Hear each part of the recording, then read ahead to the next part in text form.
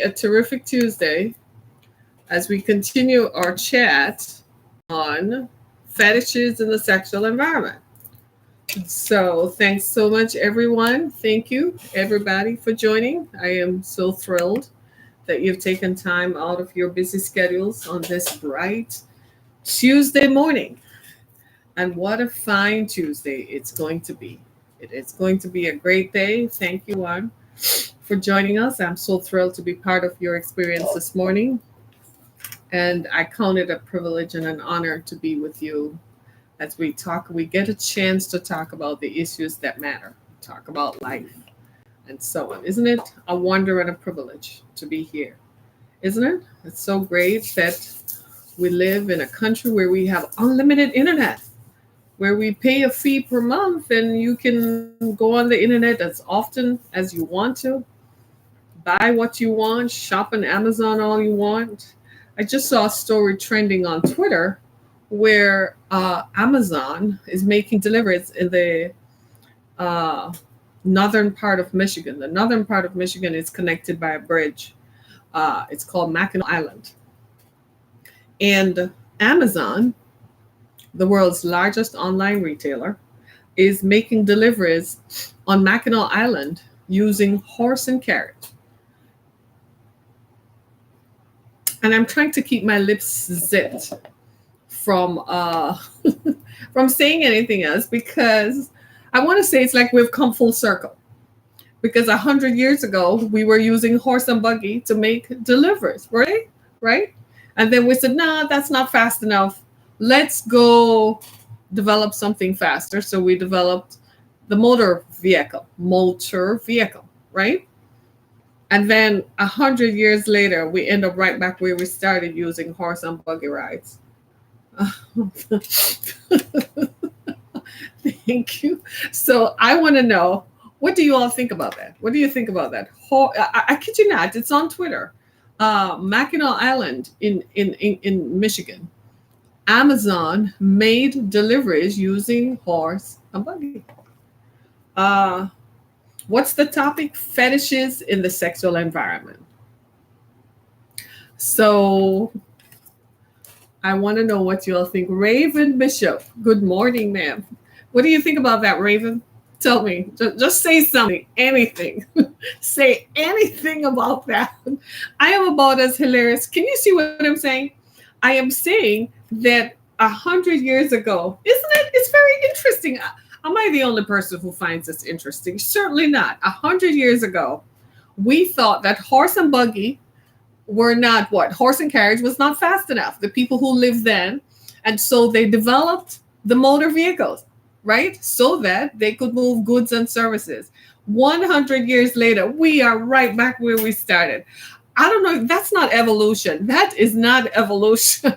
That is something else. It starts with an S, right? And it starts with a G. G meaning greed.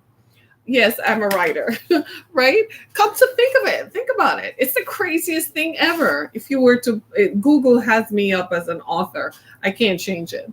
That's what they put me up as. You know how Google knows everything about everybody? So I'm listed on Google as an author. I can't change it, right? I mean, it's the craziest thing ever. It's the craziest thing ever. I'm still trying to wrap my mind around the idea. It makes you wonder, though, right? We're using we're using cell phones to communicate. When I was a kid growing up, we used to simulate using cell phones because we have the play cell phones. So we used to use the play cell phones and pretend we were calling each other. And then somebody said, well, why don't we just use some cans and just put some wires between the cans, right? I guess we wanted cell phones. And then I'm talking to you.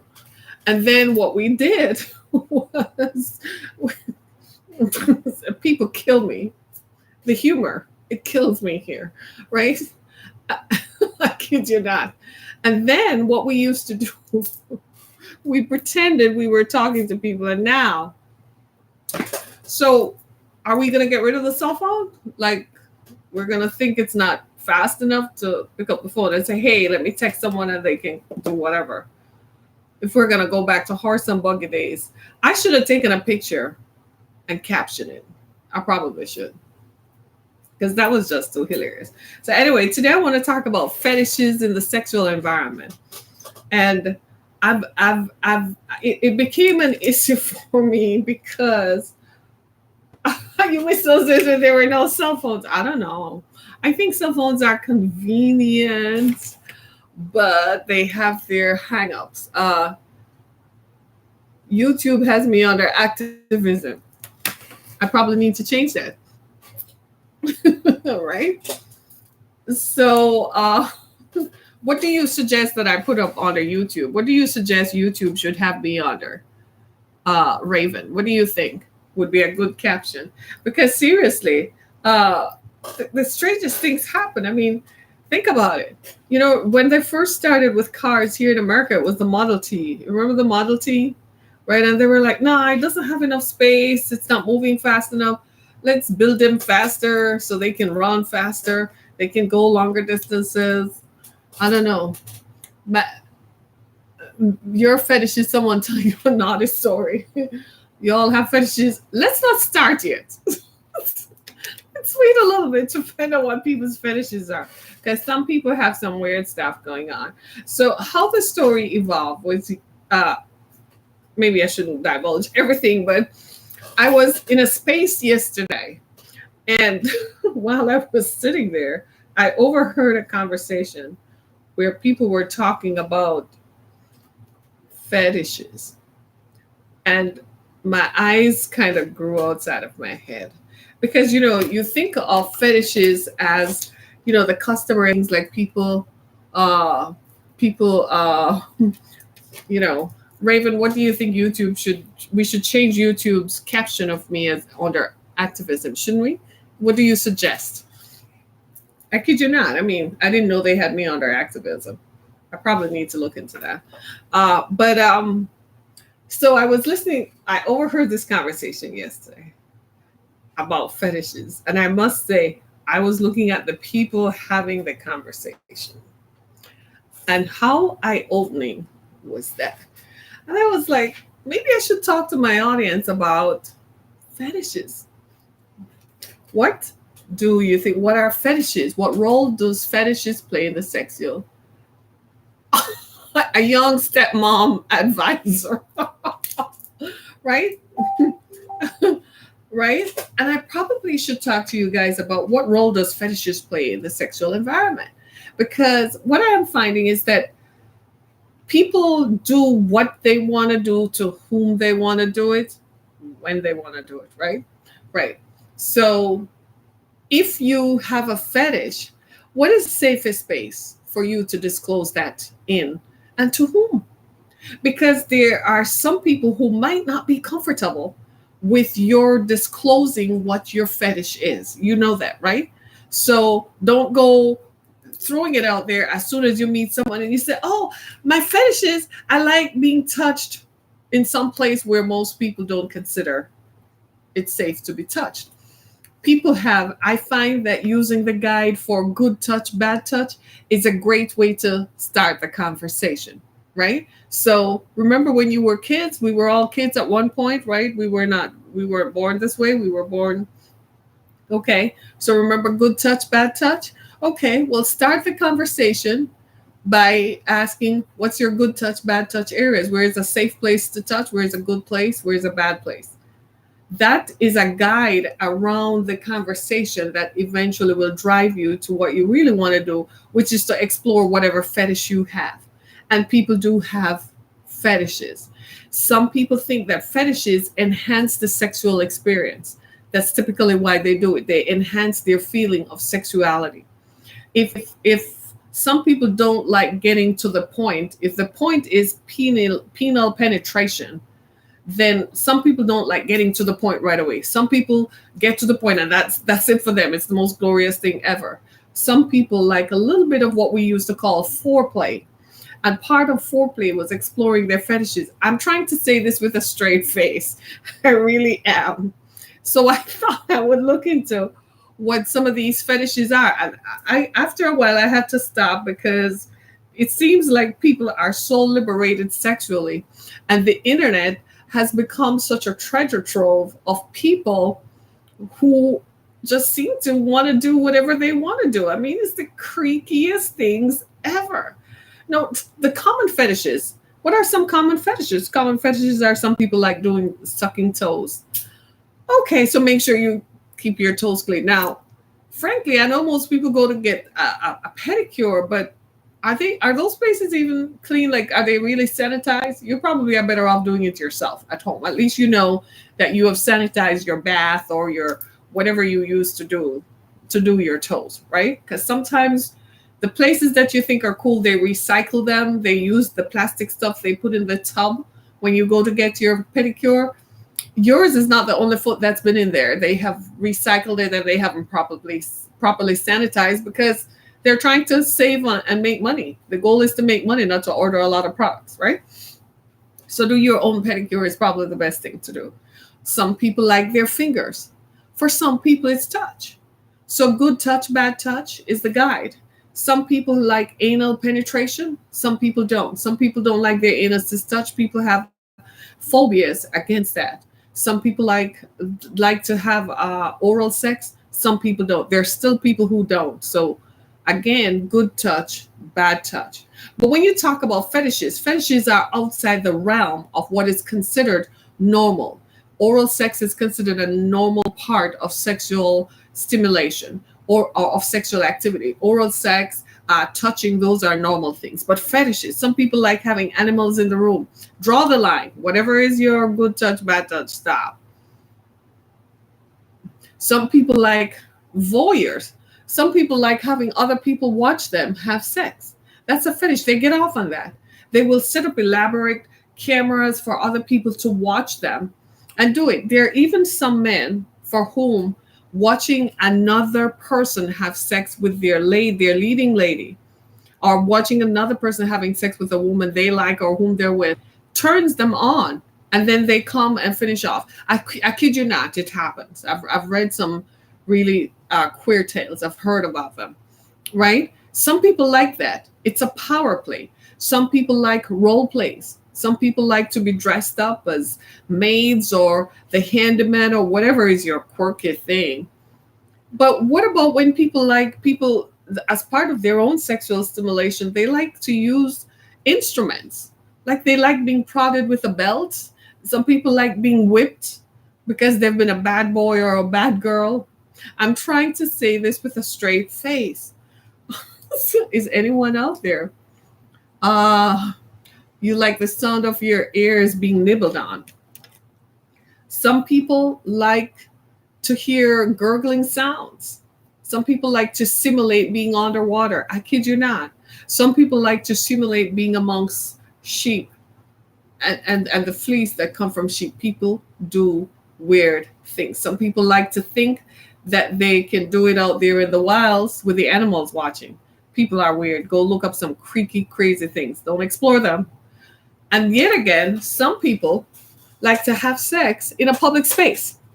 Recently, here in Michigan, a couple were caught in the act in front of a police station. I kid you not, in Birmingham, Michigan.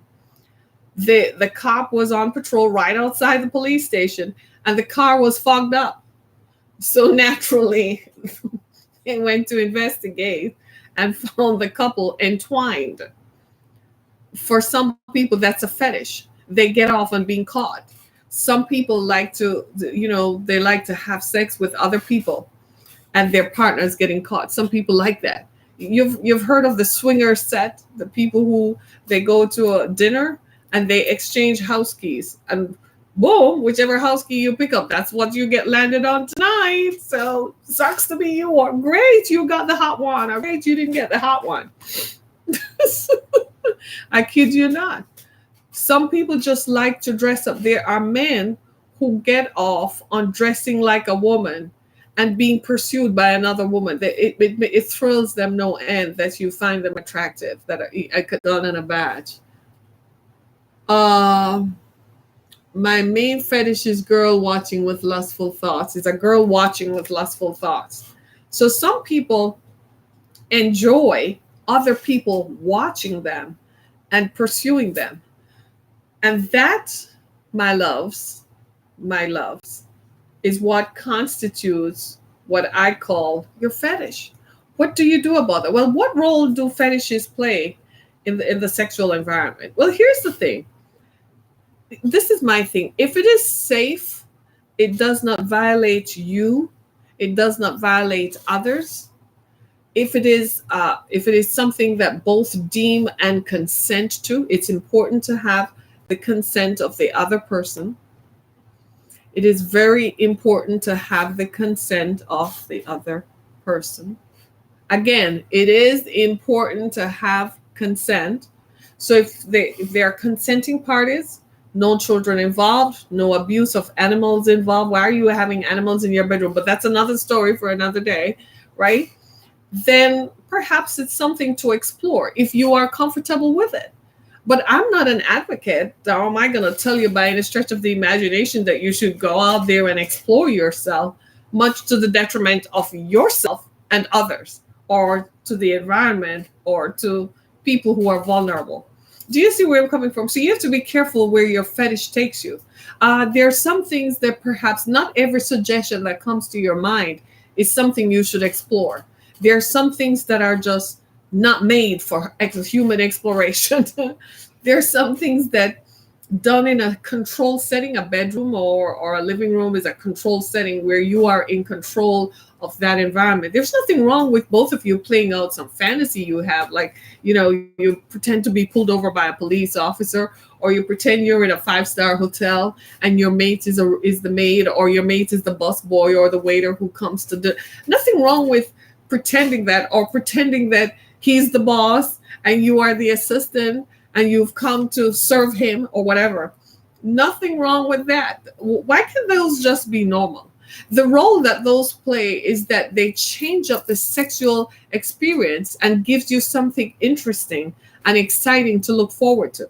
Let's face it, after all, after you've been having sex with the same person for a while, you probably are laying there thinking about, have I paid the bill? Have I, made the doctor's appointment?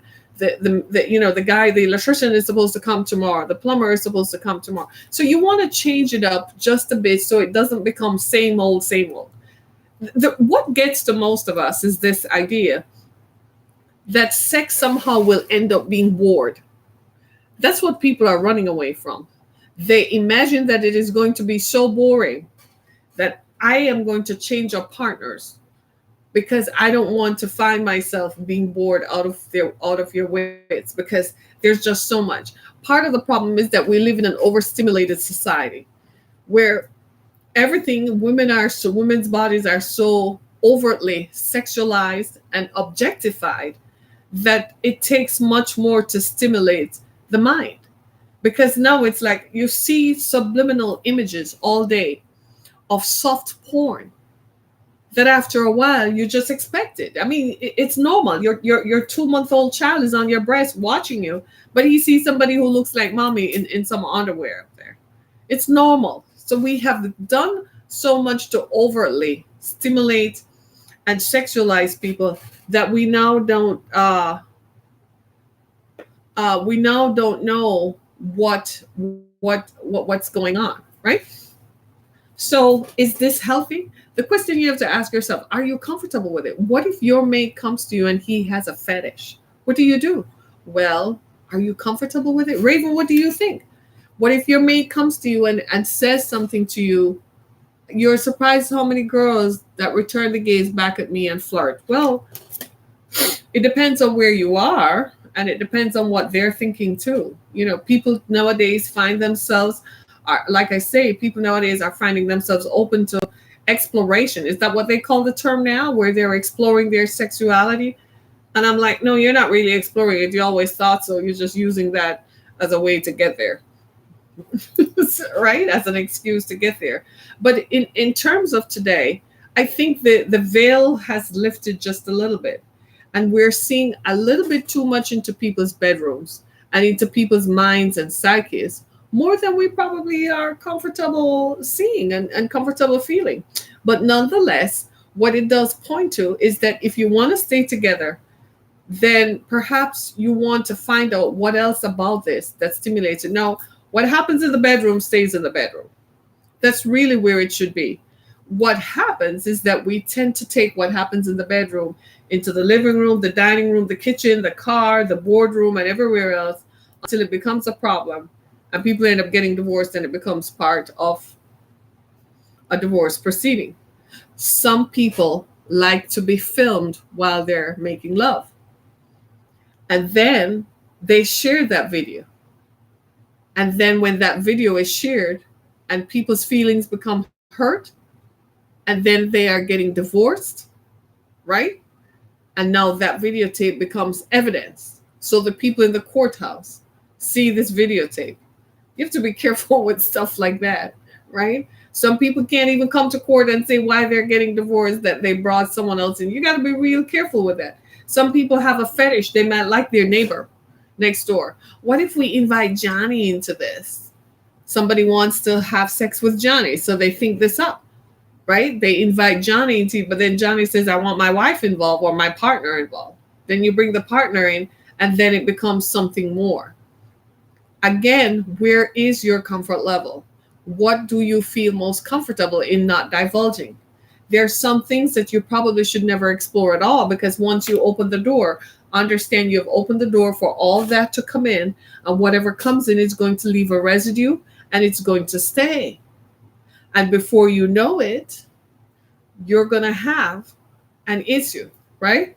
So be very careful about what you're exploring, right? The other thing about fetishes is that it sounds sexy, doesn't it? It sounds simple, sounds sexy. And you're like, yeah, I want to try that. And then you go in there and you're like, weird, creepy. But then your partner really likes it. So maybe you are not supposed to be together. Because it is possible that your partner might like something that you might not find attractive or appealing.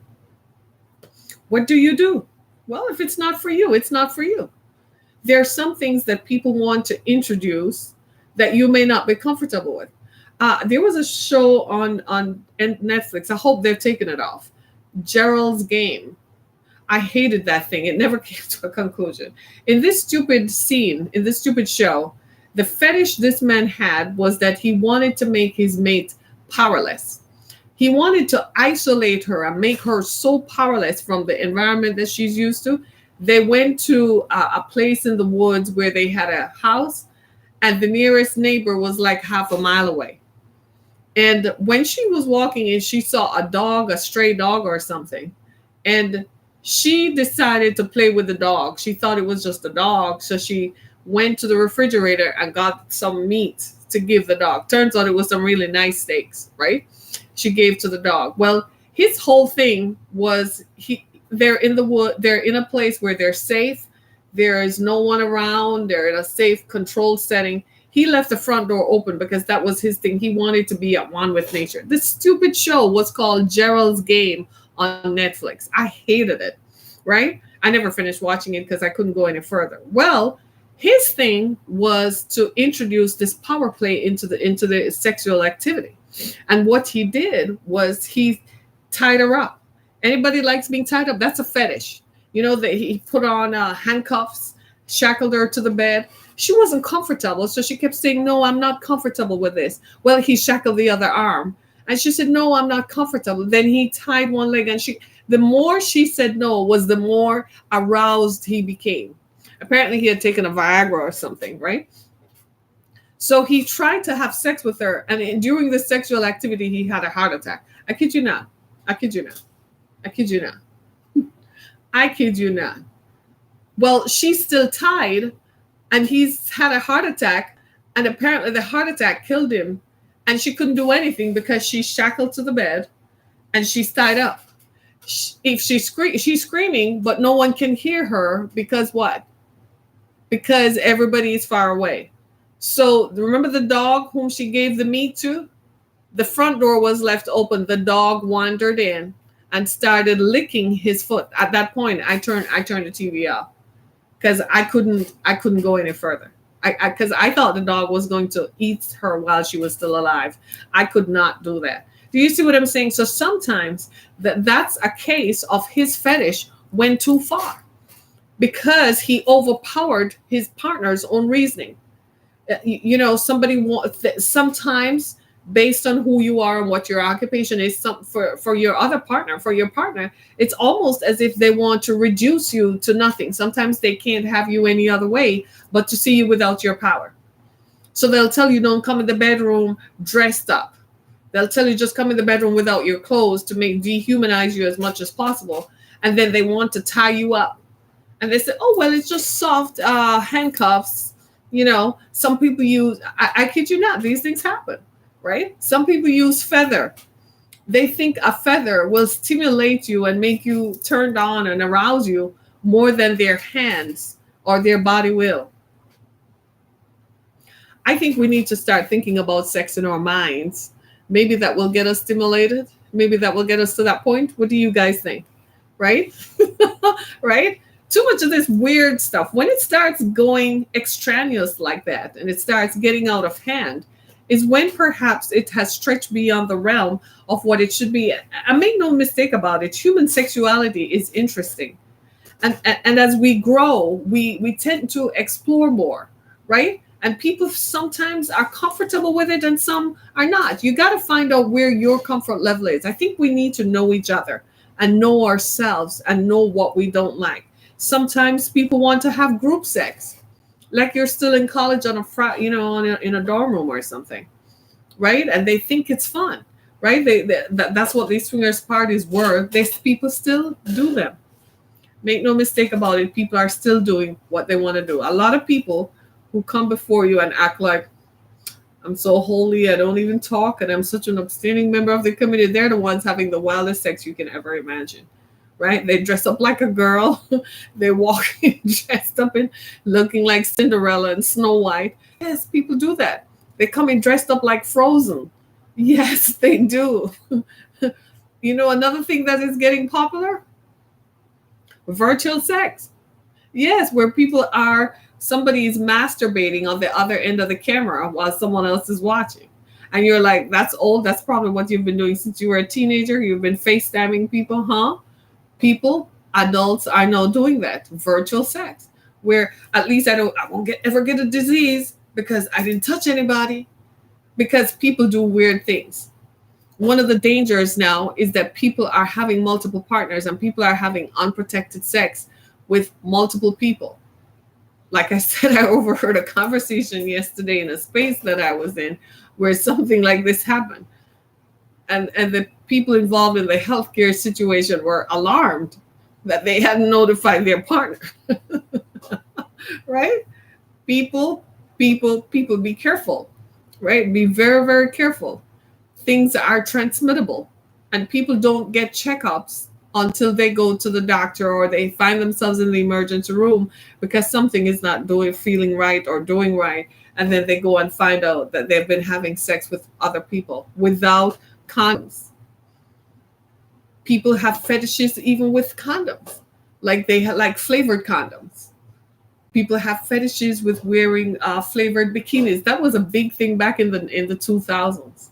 I remember that because someone I knew threw a party once and invited me to one. I was married at the time. Look at my face. I was so shy. I was sitting there like, okay, all righty, right? People have weird fetishes. People use fruit as a stimulant. People get all kinds of ideas in their heads where they use syrup and all kinds of stuff to lick it off people. Those are probably safe to explore because are those harming anyone? No. I'm not casting shade or painting you as a bad person, right, Raven? I am acknowledging that these things exist. And perhaps the best way to do is to figure out what is the safest one to explore that is not going to bring harm or hurt to myself or my partner. It's that simple. So which one do you, after you have examined them all, you want to figure out which one is going to be the least damaging, the one that is going to leave the least effect on your partner. I did tell you at the beginning this was going to be pretty intense, right? Right. I'm not your sexologist. I'm just like, I was in a space yesterday where somebody brought this conversation up and I was like, so people actually still do this? And especially today, in a world where we are so overly traumatized where in the continuous 24-hour news cycles, we continue to see trauma being reenacted. And they're constantly pushing your buttons, constantly pushing your buttons on what to explore. Celibacy, we'll talk about that, right? So people don't even know. So people are no like, I don't even know what I want. I need something to get me off, right? Somebody is suggesting over here that maybe the answer to all these fetish mania and this overstimulation of sex is celibacy. How many people can manage that? How many people can seriously manage being celibate? Right? How many people can manage being celibate? I just want to know. Not many. Most people can't even go 24 hours. Challenge yourself. Can you go 24 hours without sex? Then challenge yourself for another 24, another 24, another 24. By this time, some of you are dying. Like, oh my God, I'm going to kill someone. No, you're not. You're just telling yourself that you can. That's all. It's just like anything else. It's like ridding yourself. We're going to talk about that, ridding yourself of your sexual drama, right? Because here's the thing. The way we are today, a lot of the stuff that we consider to be fetishes is just our mind's way of trying to enhance an experience so that you have more to look forward to, because there's so much bad stuff going on. I mean, was it just yesterday? Didn't we have enough mass shootings last weekend? Here we go yesterday with some guy on the freeway getting pulled over in California, and in the midst of rush hour decides to pull out an assault rifle and start shooting. So what is it now? Cops are not supposed to pull people over? Is that what we're trying to say? That law and order cannot be maintained? Because police officers are now going to say, well, I pulled people over and this is the result. No. So people are like, oh my God. And for some people, it's probably like, I got to get my fetish in because I don't know when it's going to be my turn. Some people have fetishes of getting caught on an elevator. Some people like to have sex at work with the people at work, right? Because they think it's fun. It's a power play, right? I remember when I started that series, Sex in the Workplace, that's what started this whole conversation, because I was like, so many people are still having sex at work. And it's exciting because it's driven by drama and high tension that you could get caught and that it's forbidden. You know what somebody said to me once? He says he explores his fetishes because it's forbidden. And because it's forbidden, it stimulates him so much that he gets to the point where he just got to have it, whatever his fetish was. I kind of just listened. Like I said, people tell me stuff. I was just like, interesting. That's an interesting perspective on how to look at it, right? Sometimes when someone is exploring their fetish to you, what they're really saying is they would like you to be part of that experience. So if you find that your neighbor is always standing at the fence trying to talk to you about it, that's a come on. But you knew that already. You knew that already. Saying it's safe. We've lived here a while. We know each other. What happens here stays here, right here in this cul-de-sac, right here on this street, right here in this neighborhood. It stays right here on this corner. Nobody else needs to know what we do. Right? Until you break up and it becomes fodder for a divorce lawyer. I'm just saying, whatever you do, it's never just that. But sometimes when you do separate, it becomes part of a problem. I'm having too much fun talking about this. I think I should quit while the going is good, because I'm still doing this.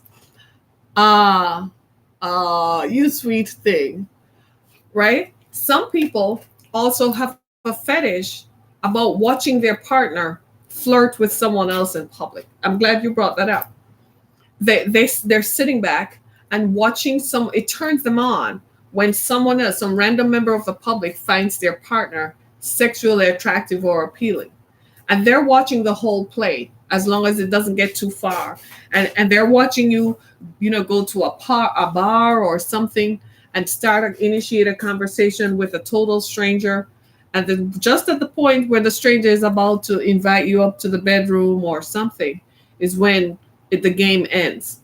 Sometimes they're even in it to go up to the bedroom, to go up to the hotel room and so on. People also have a fetish with sexual dolls. Did you all know that one? There is a company that makes sexual dolls, and people have a fetish with having sex with dolls, inanimate creatures. It's the weirdest thing. It's sort of like, what part of the human mind, what part of the mind that goes to exploring that? Well, here's the thing. Social scientists will tell you people are going to do what they want to do. Trying to tell them not to do it is just as well going to drive them to do it. You might as well try to figure out, well, what's driving it and what are safe ways to explore it? What are safe ways to do it? But here's the thing again, the guideline is if you're comfortable with it. If you're not comfortable with it, don't participate. Don't do anything that you're not comfortable with because you will regret it. And if this is a relationship that you might want to keep, or you just don't want to be bothered with any negativity, then don't explore it, right? So I'm not going to ask you what are some fetishes that would make you uncomfortable, because then people are going to see that on your timeline, right? So I'm going to, like we said at the beginning, we're going to talk about some that people don't like, right? Personally, I think people should exclude animals and other people, especially children, out of their fetishes. People like to do that. People like when you come in and nothing wrong with a little role play, whether you dress up as, as a bon vivant, or you dress up as Casanova, whatever it is, and you walk into the room and you'd wear whatever. People sometimes have a whole closet. I remember I was listening to a radio show once in the morning, and this girl said after the divorce, she found that her ex had left all his sex toys in the basement where he and his previous ex had used. Can you believe it? He had left all his sex toys. And I was like, sex toys? People role play. Some men like to play at being something else. So they pretend to be other stuff. I kid you not. Some women like to pretend to be men. So they put on strap-on penises and role play how that feels to their men. Some men like their anuses stimulated. Yes, they do. Some men like that, without saying they're gay or without participating in a homosexual activity where they're having sex with another male, but they like the feel of it. You got to understand that the human body has erogenous zones. We were born that way. All of it is not a negative the way they are putting it or the way that they're presenting it, but it's just that it's up to the person to determine if that's something they want to do. If it is not, then leave it alone. Right? What's the point? Now, when it gets to where you're having sex with people against their will, or people who can't make a choice in what they're doing, that's when it becomes criminal. And those people should be pursued, like Jeffrey Epstein.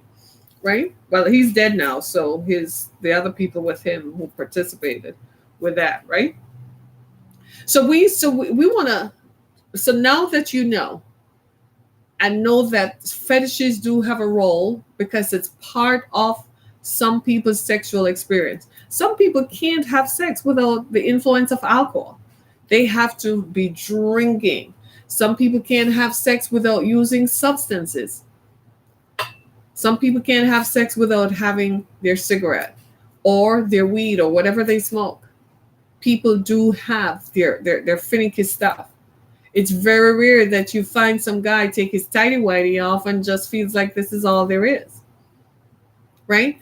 The thing to do is to find the person with whom you most get along with, the person with whom you synchronize, the person with whom you're most chemically attached to, and see what works. No, is everything ready to be explored? Possibly not. Talk it out, because there are repercussions and there are consequences. The introduction of certain activities into your sexual experience redefines your sexual environment and changes it.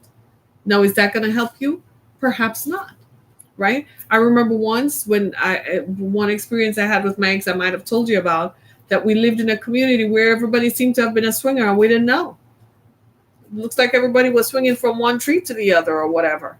And they thought I was the fly in their ointment because I didn't want to participate in their swinging. I kid you not, right? It redefined. It redefined it for me because I moved from that environment. I wasn't going to stay there. I was like, okay, Time to get a new house somewhere else. Right? You're trying to find someone and taking your time. Right? We'll talk about that another day, right? How to find the right person, right? So it does there are some things there that people like. Some people like watching you masturbate. That's creepy. Some people are voyeurs. They for them sex is watching other people having sex. I think in a lot of ways we're voyeurs, don't you think? Because if we're watching porn, isn't that what being a voyeur is? We're watching other people have sex, right? Some people want to use porn as a stimulant to get the sexual activity started. It's a fantasy in their minds. Some people will come to you and say, well, I have a fantasy. That's a fetish. What's your fantasy? That's a fetish. Is it going to control you? Have you done this before? Who you did it with? And the questions don't stop, right? So it depends again on what you are comfortable with and what you feel that you should explore. And that's my take on it. Fetishes. Do they have a role? Yeah. Some people will ask you questions because they're trying to determine where do you fit in? How far can they go with you? What you're comfortable doing. Because for some, sex is too banal, just too normal. You know, there's a book called the Kama Sutra that's been out for thousands of years. I think everyone should go read it. Some of those positions that I have seen, because I was introduced to it years ago because I read a lot and I found it on my Kindle and I downloaded it. And I was like, seriously? Some of those positions that they describe, I'm like, who does that? You have to be, kids, you have to be extremely athletic. And are they even realistically interpreted, right? What you're finding is that, again, the images that we see on TV, on the screens in front of us, whether our screens are phones, tablets, laptops, desktops at work, we're so overly stimulated, so overly sexualized that we are struggling and reaching to find stuff. And here comes the proliferation of fetishes. There is no lack of providers of fetishes. There's no lack of it. You can go online and look up anything you want, and there is a provider or supplier who will do it. Simply because we have gone so far in the exploration of our human sexuality that we don't even know where we stand, where we go, and what do we do. We have normalized behaviors and behavior patterns that are destructive to our lives. So much so, and we've called them fetishes because we think that that's what it takes to maintain relationships, because we've gone so far. We're so overly stimulated. People who work in trauma and who are constantly built up on adrenaline find that when they come home, it's very difficult to relate to people normally because the images are so much in their minds. They're brilliant at what they do. But when they come home, the trauma that they're constantly exposed to. And so they reach for other stuff to stimulate them. The normalcy of just sitting down and holding hands and start talking and then finding each other sexually appealing and exploring each other by starting with the normal things like kissing or touching somebody. Or sometimes we probably just need to have spontaneous sex when you least expect it. Right? But instead of normal sexual encounters, we're having these extraneous activities that are taking place outside the realm of what is safe and outside the realm of what is perhaps the best thing to do. Do you see what I'm saying? It's time to perhaps come back. It's time for us to say, whoa, is this really what I want? Is this something that is going to be hurtful? Is this something that is going to help me? Because make no mistake about it, there's always a payday somewhere. And somebody somewhere, there's always a payday somewhere. So you got to be really, really, really careful in the exploration of those things. It's one thing for you to say you're exploring your sexuality, but it's an entirely different thing to live with the consequences of that. How do you live with that? And I find a lot of people don't have the strength. They don't have that to live with the consequences of what they have done. People have the wildest things happen to them when they're young, that they have no boundaries. There is no compass that says this might have gone too far. We shouldn't have gone this far. I shouldn't have gone this far. And what happens is people end up being where they shouldn't be. And when that happens, it becomes destructive, right? I've heard of cases where people explore themselves to the extent where their partners are no longer attractive to them, where they spend more time having sex with others until it destroys the relationship, the core relationship. Marriages get destroyed, long-term commitments get destroyed. We have to be really careful in exploring. Is it always a good thing? Perhaps not. And so a little maturity enters the conversation by determining if this is something that is safe to explore. Safe also means protecting the safety of the other person's, maintaining the sanctity of the other person's dignity and their personhood. Sometimes we forget that. The personhood of the other person. Just because you find it exciting to do doesn't mean that it necessarily is. I know of one case where a man wanted to experience having sex with two women at the same time. His partner wasn't really comfortable with it, but in order to maintain the relationship and the marriage, she went along with it, much to his delight, or what he thought was his delight. Then she left him for a woman, for another woman, and he was destroyed because he couldn't, good looking, successful man, thought he had it going. He couldn't understand why she left. Well, he couldn't live with the fact that because of what he had done. Now, you can say, well, maybe she wanted to be with a woman and so on, but she didn't have to leave you for a woman. But the fact that she did destroyed him emotionally, made him incapable of sustaining any kind of relationship because he felt guilt that had it not been for what he had done by introducing a third party into their relationship, into their sexual activity, it would have never happened. You see the guilt? So regardless of whether this would have been her choice, as far as he could see it, it was the guilt associated with the fact that he initiated and introduced it. This is why it probably is not safe to explore all the fetishes that you think you want to do. Not if this relationship means something to you. Not if this is a long-term commitment or relationship. Right? Right. So bear that in mind. Keep that in mind as you go through and try to explore all this other stuff. Wonder if this is the right thing for me to do. Is it really? Is this something that I should think of doing? Think about that. Right? Right. Thanks so much, everybody. As usual, it's Tuesday, so go out and live your life gloriously. Don't explore all these fetish stuff. It's not all good for you. Okay? It's not all good. It's not all good. Don't go there. Don't go trying to figure out if that is something you should do. It probably wouldn't be a good thing, right? Go to my website, harrietkemick.com, as well as go to the exodusfoundation.com. Help us to be a blessing to victims of human sex trafficking. Hey, right?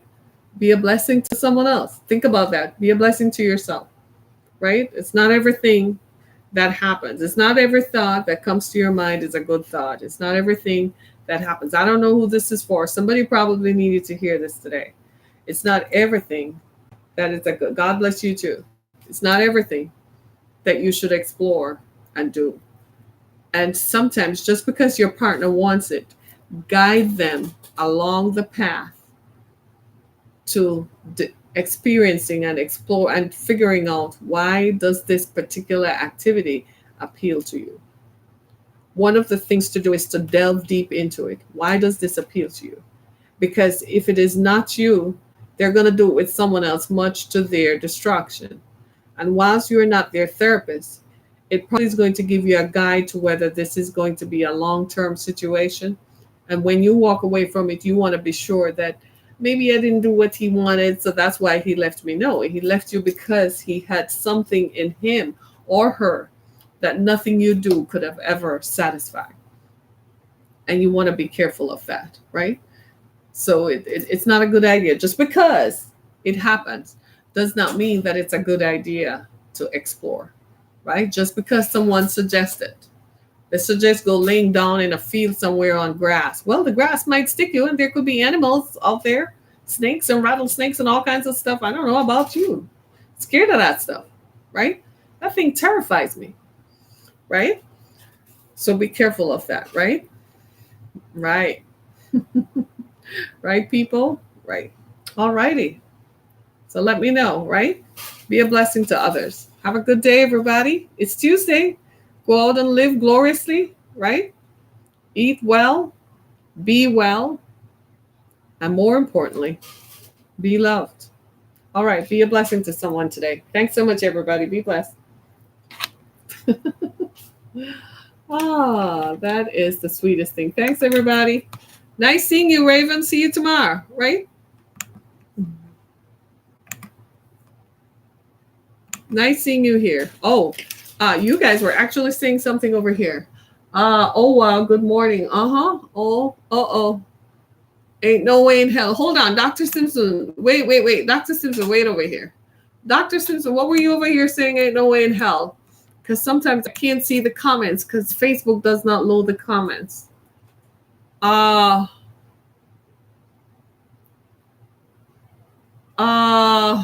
Facebook. Shake my head. Facebook does not always load the comments.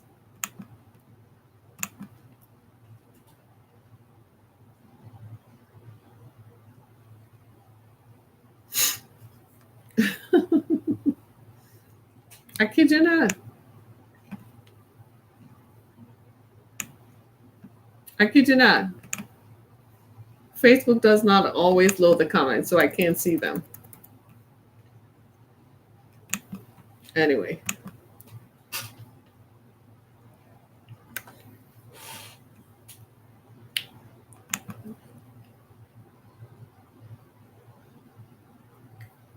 What the heck is that?